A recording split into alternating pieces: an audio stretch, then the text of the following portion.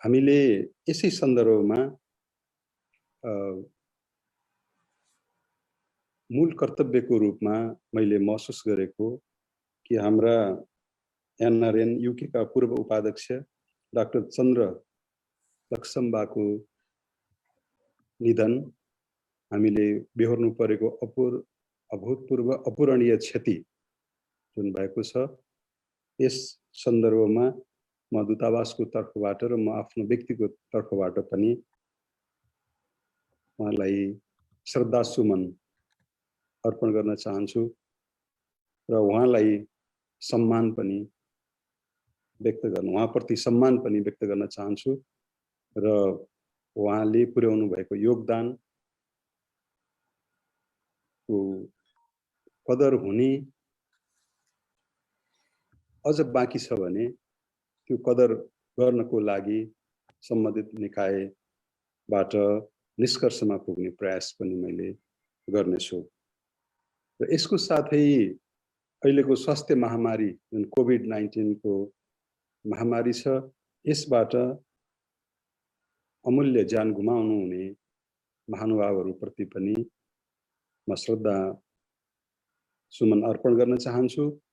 र त्यसको साथै त्यो रोगबाट, त्यो महामारीबाट विभिन्न कष्ट झेल्नु पुग्नुभएका अन्य महानुभावहरूलाई पनि म शीघ्र स्वास्थ्य लाभको यस सन्दर्भमा कामना गर्न चाहन्छु। र आज अन्तर्राष्ट्रिय मदर्स डे को पनि सन्दर्भ रहेको हुनाले यस सन्दर्भमा पनि म सबै आमाहरूप्रति साष्टाङ्ग दण्डवत गर्न चाहन्छु, नमस्कार र सम्मान टक्र्याउन चाहन्छु। र संयोगवश म यहाँ जिम्मेवारी सम्हाल्न आइपुगेपछि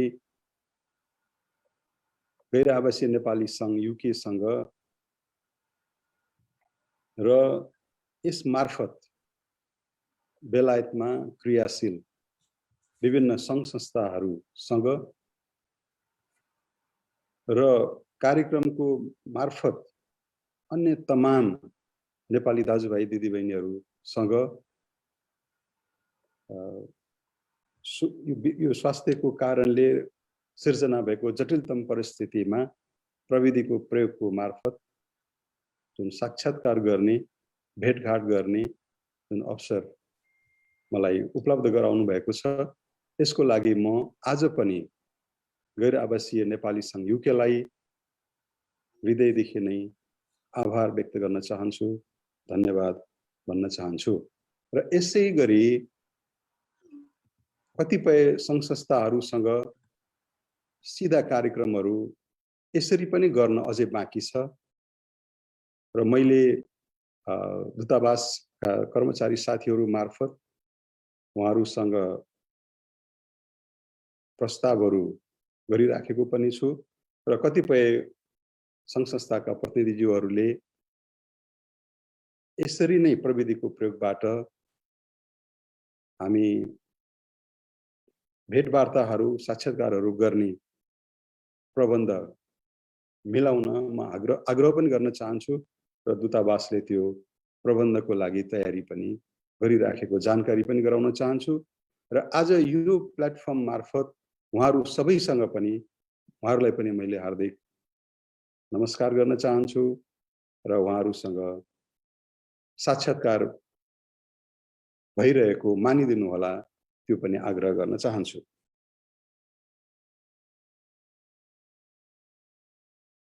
आज अर्को एउटा मलाई सुखद पक्ष पनि के लागेको छ भने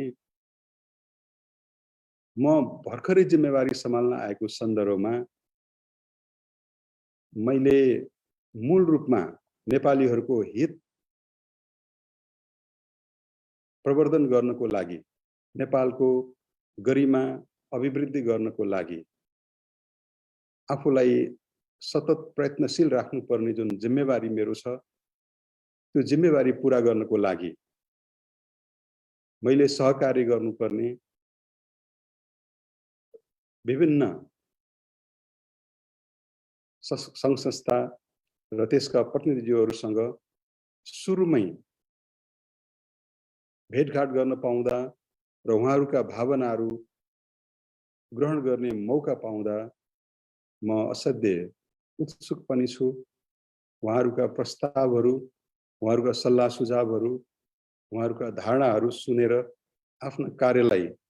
परिणाममुखी बनाउनको लागि म असाध्यै उत्सुक रहेको यहाँहरूलाई निवेदन पनि गर्न चाहन्छु। आज मैले मूल रूपमा यो काउन्सिल बैठक सफलताको शुभेच्छा गरिसकेपछि केही विषयहरू यहाँहरू समक्ष प्रस्ताव गर्न गइरहेको छु। खास गरी यसअघि संस्थाका उपाध्यक्ष एवं सङ्घ संस्था समन्वय विभागका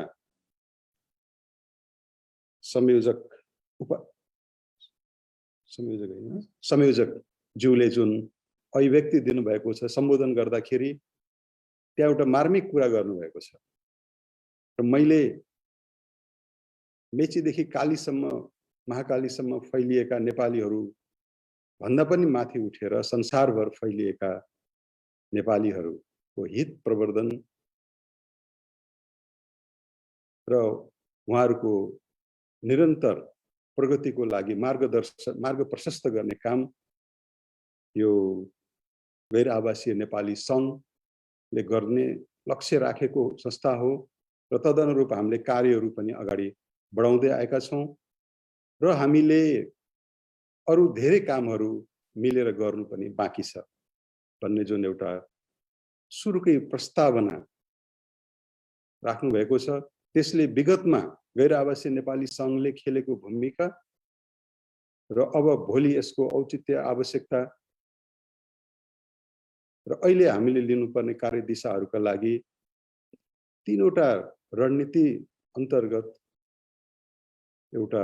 मार्ग प्रशस्त गरेको छ। उहाँको भनाइले त्यसलाई सङ्केत गरेको मैले महसुस गरेको छु र यस क्रममा मैले सबभन्दा पहिला बेलायतमा रहनुभएका गैर आवासीय नेपाली दाजुभाइ दिदीबहिनीहरू र अरू तमाम यहाँ विभिन्न प्रयोजनमा रहनुभएका नेपाली दाजुभाइ दिदीबहिनीहरू सम्पूर्णको हित प्रवर्धन गर्नको लागि हामीले योजनाबद्ध रूपबाट अगाडि बढाउनु पर्ने आधारभूत विषयहरूलाई पहिचान गरेर त्यसमा केन्द्रित भएर हामी थप व्यवस्थित रूपमा अगाडि बढौं। त्यसको लागि म गैर आवासीय नेपाली सङ्घ बेलायतसँग म आग्रह गर्न चाहन्छु,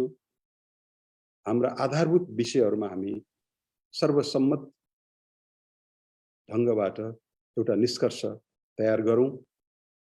र म त्यो प्रस्ताव सुरुमा गैर आवासीय नेपाली सङ्घसँग राख्न चाहन्छु। त्यसपछि हामी जहाँ रहे पनि, जुन भूमिकामा भए पनि आफ्नो मातृभूमि नेपालप्रति हामी प्रतिबद्ध छौं। हाम्रो सम्पूर्ण आर्जन र उपलब्धिहरू आफ्नो मातृभूमिको हितका लागि नै हामीले समर्पित गर्नेछौं भन्ने जुन यहाँ नारायणको गैर आवासीय नेपाली सङ्घको वा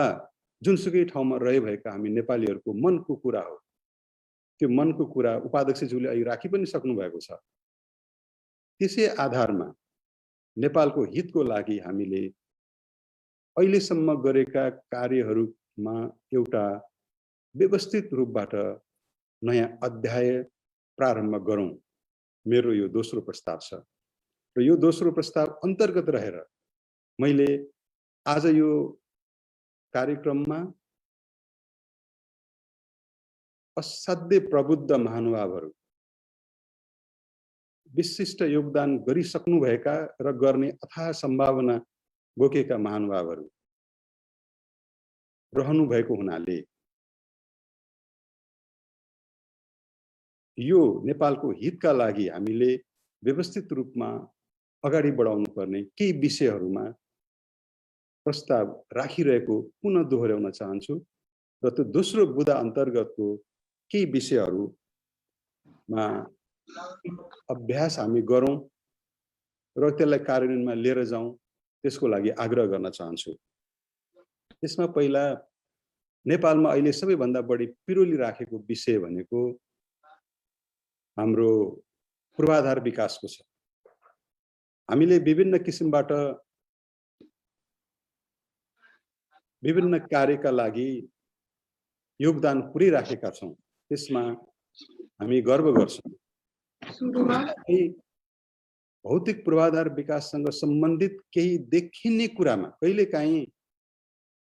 यहाँहरू सबैलाई मैले अनुरोध गर्न चाहन्छु, त्यो वेटल्यान्ड हामीले बुझ्छौँ नि, त्यो पानी पनि प्रशस्तै छ तर माटो पनि छ र हिलो भइराखेको हुन्छ। एकापट्टि भने एकापट्टि चाहिँ ताल हुन्छ। त्यो ताल रारा तालमा देखिने पानी जसरी स्पष्ट देखिने हुन्छ, त्यो वेटल्यान्डमा देखिने पानी त्यसरी नदेखिने पनि हुन्छ, तर पानी त छँदैछ त्यहाँ। त्यसै गरेर हामीले गरेका कामहरू रारा ताल जस्तो देखिने गरेर गर्नको लागि, फेवा ताल जस्तो देखिने गरेर गर्नको लागि, सगरमाथा जस्तो देखिने गरेर गर्नको लागि हामी एनआरएन बेलायतको तर्फबाट एउटा देखिने भौतिक पूर्वाधारका आयोजनाहरू सफल गर्नको लागि, सुरुवात गर्नको लागि सम्भव हुन्छ भने हामी पहिचान गरौँ। त्यसमा भौतिक पूर्वाधार भन्ने बित्तिकै नेपालमा निर्माण गरिने सडकहरू हुन सक्छन्, त्यस्तै गरेर खानेपानीका आयोजनाहरू हुन सक्छन्, त्यस्तै गरेर स्वास्थ्यका पूर्वाधारहरू हुन सक्छन् र नेपालमा अथाह सम्भावना भएको नेपालको मुहार फेर्न सक्ने अद्वितीय स्रोतको रूपमा रहेको जलस्रोतको विकासका लागि कुनै विद्युतका परियोजनाहरू हुन सक्छन्। त्यसका लागि एउटा अभियन्ताको रूपमा र स्रोत परिचालनको योगदानकर्ताको रूपमा वा त्यसलाई प्रवर्धन गर्नको लागि प्रवर्धकको भूमिकाको रूपमा हामी काम गर्न प्रयास गरौँ र त्यो छनौटको प्रस्तावमा विकसित गर्नको लागि आह्वान गर्न चाहन्छु, अनुरोध गर्न चाहन्छु। त्यस्तै गरेर अर्को एउटा विषय मैले राख्न चाहन्छु। अहिले हाम्रो व्यापार घाटा, बेलायतसँगको व्यापार घाटा पनि हाम्रो कम छ, बढी छ र बेलायतमा हाम्रो अथाह बजारको सम्भावना पनि छ र बेलायतलाई बजार गर्नको लागि नेपालमा यहाँ रुचाइने वस्तु वा सेवाहरूको उत्पादन गर्ने प्रशस्त सम्भावना नेपालमा छ। त्यो मैले यहाँहरूले राम्रोसँग त्यसलाई हेर्नु भएको छ भन्ने मेरो विश्वास छ र मैले पनि त्यसलाई नजिकबाट हेरिराखेको छु। त्यसले गर्दाखेरि बेलायतमा हाम्रो बजार प्रवर्धनको लागि यहाँ बजार पाउने मूलभूत विषयहरू, वस्तुहरूको उत्पादन वा सेवाहरूको उत्पादन नेपालमा अहिले प्राथमिकतामा राखेर गर्नुपर्ने हामीलाई लागेको के छन्, त्यसको पनि एउटा प्रस्ताव हामी बनाएर कार्यान्वयनमा लिएर जाउँ। दोस्रो, मैले यो बजार प्रवर्धनको क्षेत्रमा र साथसाथै लगानी प्रवर्धनको क्षेत्रमा पनि, खास गरी उत्पादनका क्षेत्रमा कृषिको आधुनिकीकरण, मैले बेलायत सरकारको सम्बन्धित निकायहरूमा मैले पहिला काम गर्दाको अनुभवको आधारमा कुरा गर्दाखेरि कृषिमा बेलायतको खास गरी प्रविधिको क्षेत्रमा र प्रशोधन, कृषि उत्पादनको प्रशोधनको क्षेत्रमा यहाँबाट नलेज ट्रान्सफर गरेर, टेक्नोलोजी ट्रान्सफर गरेर हामी लाभान्वित हुन सक्ने सम्भावनाहरू छ र त्यसको लागि बेलायत सरकार र सम्बन्धित निकायहरू उत्सुक पनि रहेको मैले पाएको छु। त्यो भएको हुनाले कृषि क्षेत्रमा र कृषिको साथसाथै वन र वनजन्य, जसमा यो वनस्पतिको विषयहरू पनि पर्छ र जसमा हामीले यो औषधिजन्य हर्बलहरूको विषय मैले उठाउन खोजेको हुँ। यसमा हर्बल बेस्ड प्रोसेसिङ इन्डस्ट्रीहरू हामीले चाहिँ सञ्चालन गर्नको लागि र ती प्रोडक्टहरूलाई यहाँ बजार प्रवर्धन गर्नको लागि सहकार्य, साझेदारी र लगानीका सम्भावनाहरू कति हुन सक्छन्, त्यो विषयहरूमा पनि हामी योजनाबद्ध रूपले प्रस्ताव गरेर अगाडि जान सक्छौं भन्ने मेरो विश्वास रहेको हुनाले यसलाई पनि यानारेन युकेले आफ्नो कार्यसूचीमा देखिने गरेर राख्नको लागि मैले अनुरोध गर्न चाहन्छु। यसको साथै पर्यटन प्रवर्धन पनि हाम्रो अर्को मुख्य विषय छ। अस्ति पनि हाम्रो कुरा उठेको छ कि नेपाल र बेलायतसँगको सिधा हवाई सम्पर्कलाई पुनः सुचारू गर्नको लागि हामीले कुनै पनि कसर बाँकी नराख्ने अस्तिको हाम्रो अन्तर्क्रियामा पनि यो विषय आइसकेको छ। त्यो विषयलाई पनि हामी अगाडि बढाउने र पर्यटन प्रवर्धनका अन्य क्षेत्रहरूमा गर्नुपर्ने थप कार्यहरू पनि पहिचान गरेर अगाडि जाने अर्को प्रस्ताव पनि बनाउने मेरो यहाँहरुसँग अनुरोध छ। र अस्ति हामीले छलफलकै क्रममा र आजको छलफलको क्रममा पनि बेलायतमा शिखरमा पुगिसक्नुभएका बौद्धिक प्रतिभाहरू अघि पनि हामीले उपाध्यक्षज्यूकै कुरा पूर्व उपाध्यक्षज्यूकै कुरा गर्दाखेरि पनि उहाँको शैक्षिक योगदान र सम्भावना र उपलब्धिहरूको स्मरण गरिसक्यौं। अन्य कतिपय यहाँ वरिष्ठ महानुभावहरू हुनुहुन्छ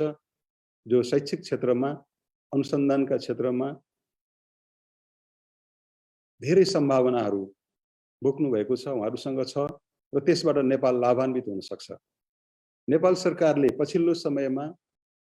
आविष्कार केन्द्रको स्थापना गरेको छ। खास गरी मैले पछिल्लो 3 वर्ष नेपाल सरकारको नीति तथा कार्यक्रमहरू तर्जुमा गर्ने क्रममा नेपाल सरकारलाई नजिकबाट सहयोगी भूमिकामा रहेर काम गरेको आधारमा मैले यहाँहरु समक्ष स्पष्ट राख्न सक्दछु कि अहिलेको सरकारले पछिल्लो 3 वर्षमा नीतिगत रूपमा नै यो आविष्कार केन्द्र मार्फत नवप्रवर्तन र आविष्कारलाई उच्च प्राथमिकतामा राखेर कार्यहरू अगाडि बढाउने नीतिगत घोषणा नै गरेको छ र त्यसलाई कार्यान्वयनमा लैजाने प्रयासहरू पनि बढाएको छ। र त्यो आविष्कार केन्द्र मार्फत वा यानारेन युके लाई उपयुक्त लागेको माध्यमबाट समेत उच्च अध्ययन अनुसन्धान र आविष्कारका क्षेत्रमा र नेपालका विश्वविद्यालयहरू र बेलायतका विश्वविद्यालयहरू, नेपालका शैक्षिक संस्थाहरू र बेलायतका शैक्षिक संस्थाहरूको बीचमा नेपालका बुद्धिजीवी, वरिष्ठतम वैज्ञानिक शोधकर्ताहरू र बेलायतमा रहनुभएका त्यस्तै महानुभावहरूसँगको सहकार्यलाई सघन बनाएर लिएर जानको लागि हामीले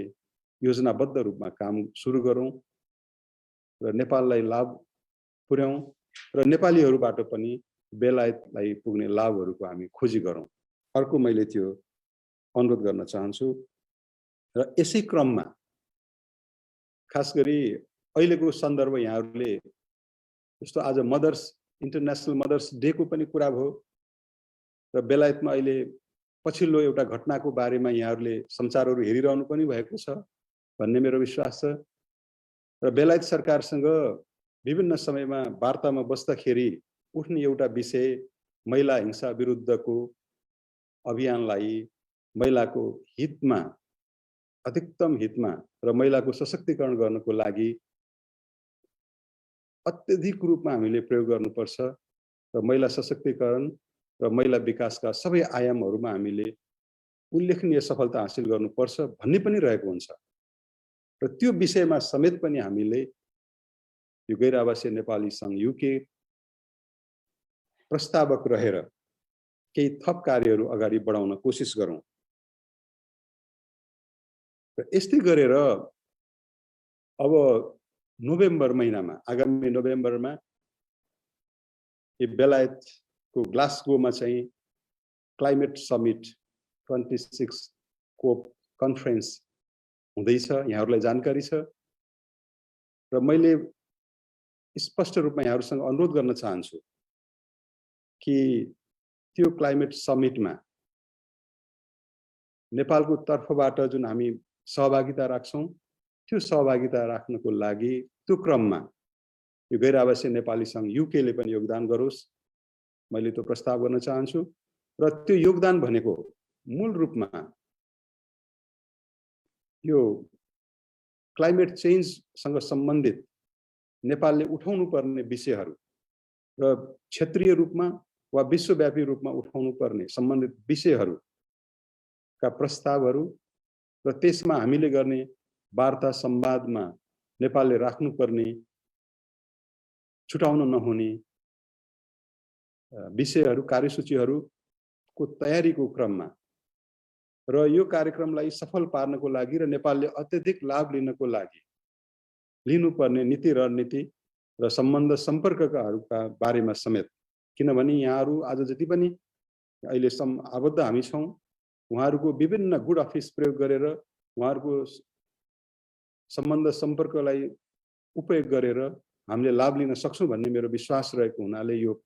अनुरोध मैले गरिराखेको छु कि त्यसरी यो क्लाइमेट समिटलाई पनि सफल बनाउनको लागि, नेपालले त्यसबाट अधिकतम लाभ लिनको लागि र योगदान पनि त्यहाँ गर्नको लागि पनि हामी एउटा थीममा रहेर काम गरौँ भनेर मैले यो एउटा खण्डमा यो 7 वटा विषयहरू मैले प्रस्ताव गरेको छु। यहाँहरूले यसमा आफूलाई लागेको र आफूले गर्न सकिने देखिएका विषयहरूको व्यवस्थित प्रस्तावहरू तयार गरेर एउटा टिम बनाउनु होला र त्यो टिमसँग दूतावास म आफै संलग्न भएर दूतावासको कर्मचारी साथीहरू र म आफै सिधा यसको संयोजनमा रहेर मैले काम गर्छु र देखिने किसिमबाट योजनाबद्ध रूपबाट काम गरौँ, एउटा मेरो यो प्रस्ताव। यसको साथै अर्को असाध्यै महत्त्वपूर्ण प्रस्ताव, अर्को नगरी नहुने, हामीले हल नगरी नहुने, सम्बोधन नगरी नहुने अर्को प्रस्ताव छ